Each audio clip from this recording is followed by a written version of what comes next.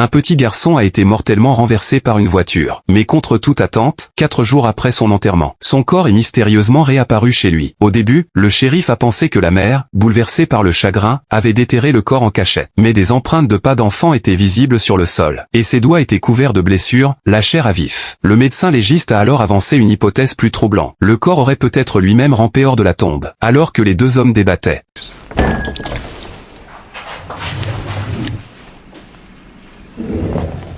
En voyant un verre renversé sur la table, le policier, pris de panique, s'est immédiatement éloigné. Le médecin légiste, lui, plus audacieux, s'est approché du garçon et a doucement demandé ce qui s'était passé. What's happening here, little boy? Le lendemain, un camarade de classe est venu chez lui. Il voulait dire adieu une dernière fois à son ami, au moment où il a frappé à la fenêtre. Une scène terrifiante est soudain apparue. L'histoire se déroule dans une petite ville isolée. Un homme nommé Mike découvre que des phénomènes paranormaux se produisent chez lui. Chaque nuit, lorsqu'il dort, il a l'impression que quelqu'un se cache sous son lit. Mais à chaque fois qu'il vérifie, il n'y a absolument rien. Encore plus étrange, dès qu'il se recouche, la lampe de chevet s'éteint soudainement. Une fois, alors qu'il tâtonnait dans le noir pour brancher la prise, il a vaguement aperçu une paire de jambes longues et terrifiantes. Pris de panique, Mike s'est immédiatement caché sous sa couverture. Le lendemain matin, il a découvert que sa chambre était complètement en désordre. Ces événements se répétaient encore et encore. Il n'en pouvait plus. Il a fini par contacter un expert en phénomènes paranormaux. Mais ce type de service recevait des dizaines de demandes chaque jour. On lui a donc demandé de fournir des preuves pour prouver que le phénomène était réel. Mike a alors acheté une caméra. Il l'a placée face à son lit. Puis il s'est couché pour dormir. Au milieu de la nuit, il s'est réveillé en sursaut. La caméra était tombée au sol. Et sur le mur, une silhouette sombre et inquiétante était apparue. Il a allumé la lumière immédiatement. La silhouette a disparu en une fraction de seconde. Mike a récupéré la caméra en panique et a visionné l'enregistrement. Sur la vidéo, une créature nue et étrange restait longtemps immobile près du lit, à le fixer. Puis elle s'est glissée lentement dans l'armoire. Ensuite, la caméra est tombée et a réveillé Mike. En voyant cela, Mike a senti un frisson glacial parcourir tout son corps, car cette créature était peut-être encore cachée dans son armoire à ce moment précis. Il est allé dans la pièce d'à côté, a pris un revolver, et s'est approché lentement de l'armoire. Mais lorsqu'il a ouvert, elle était vide. Perplexe, il a repris la caméra pour vérifier, sans remarquer que derrière lui, la porte de l'armoire s'était ouverte en silence, et que la créature en sortait lentement.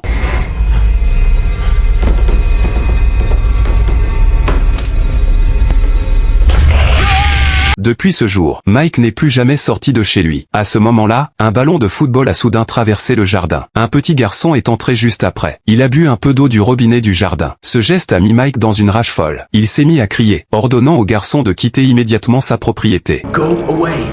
Don't drink from that water. Get away from my house. Go! Go away! I don't want it still around here. Can you hear me? It's for your own good. Go away! Peu après, le petit garçon a été mortellement renversé par un bus lancé à pleine vitesse. Mais cette série d'événements surnaturels dans la petite ville a finalement attiré l'attention d'un expert.